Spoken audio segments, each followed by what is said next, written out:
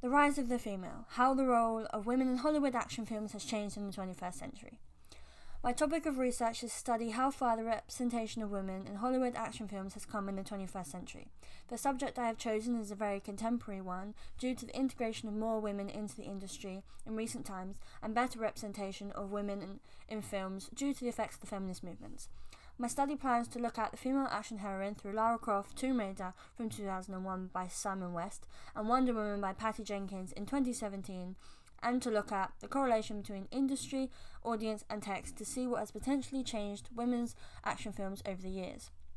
Women in film have long been underrepresented, and this is because the industry has been predominantly male-run ever since the fade-out of the silent era and into the talkie films. During this change, the industry was seen less as an art form and more of a business, to which women were not welcome.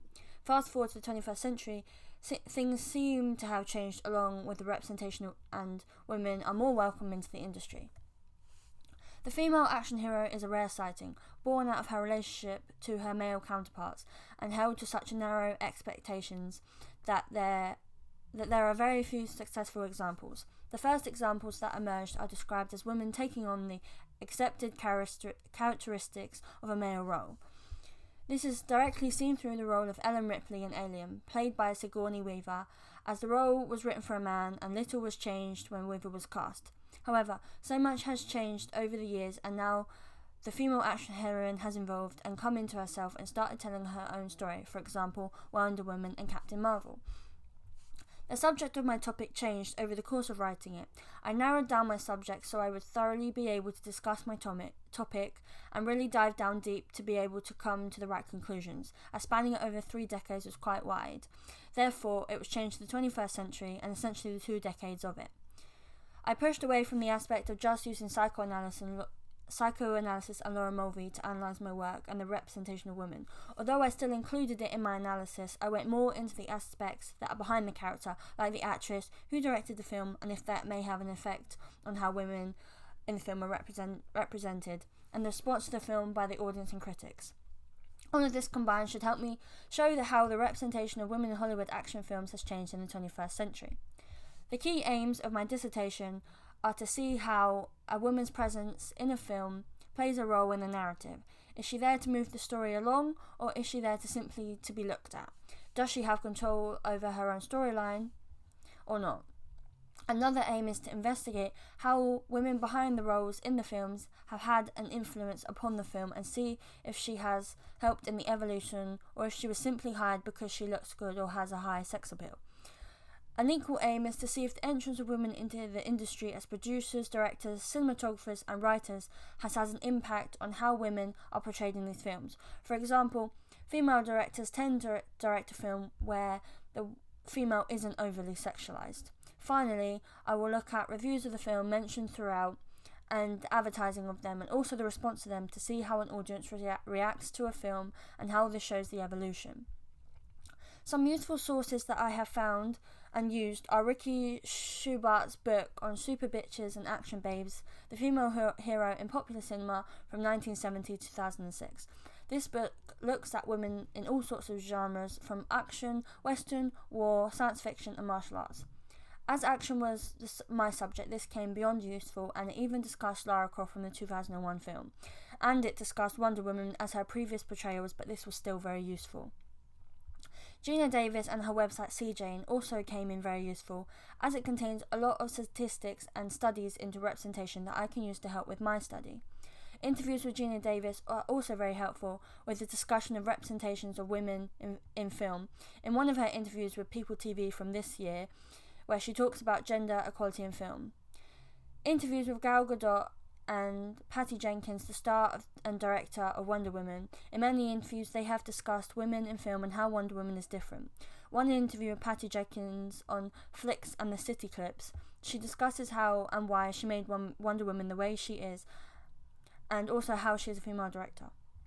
Another very useful source is Laura Mulvey's book from 2009 that compiles not just her 2 essays, but other essays from other authors. Her essays are very useful, and they theorize the male gaze and discuss scopophilia, which is something I've very promptly taken and used in my work, as it helps me to analyze my topic. To go into a bit more detail, Mulvey is a feminist film theorist from Britain, best known for her essay on visual pleasure and narrative cinema, and predominantly known for her theory regarding sexual objectification on women in the media, more commonly known as the male gaze theory. It is this essay and another one, Afterthoughts on Visual Pleasure and Narrative Cinema, inspired by King Vidor's Jewel in the Sun from 1989. I have also looked into this.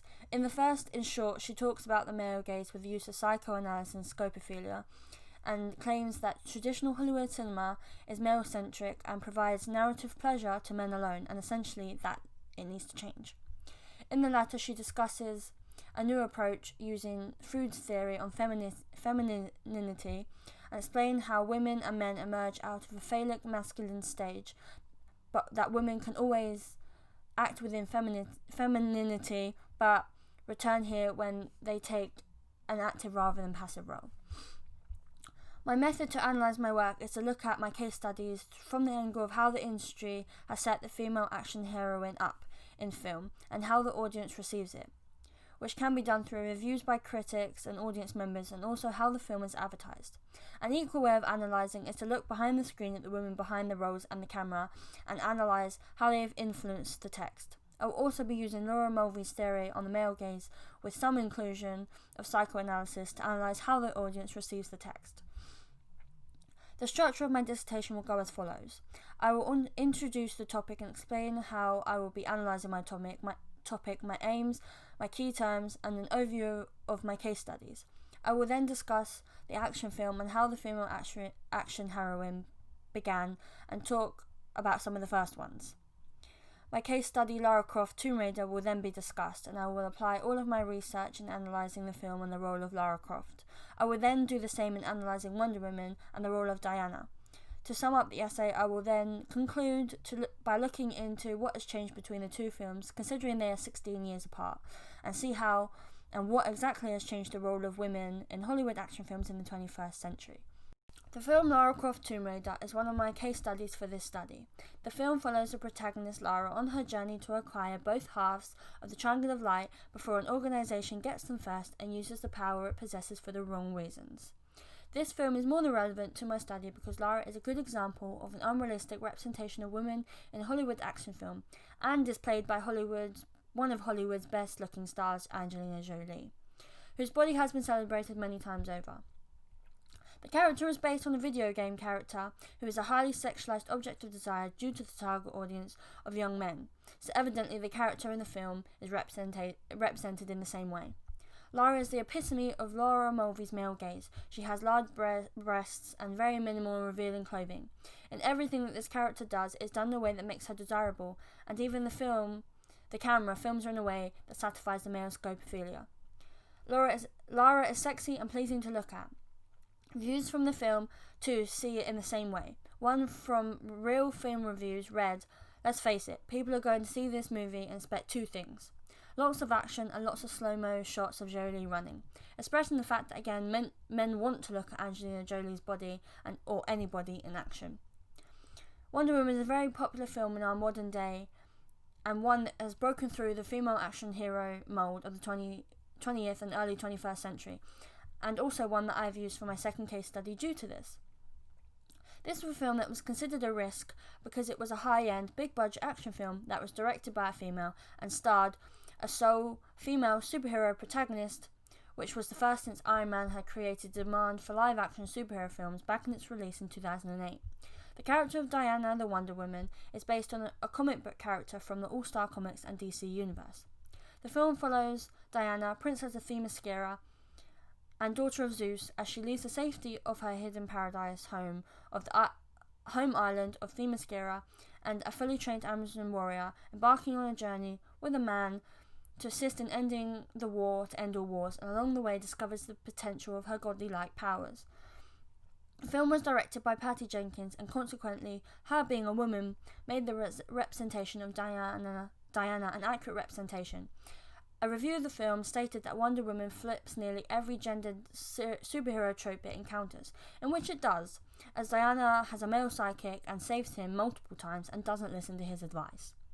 I anticipate finding that the representation of women has drastically changed in the recent years, and that they are now represented accurately or near enough.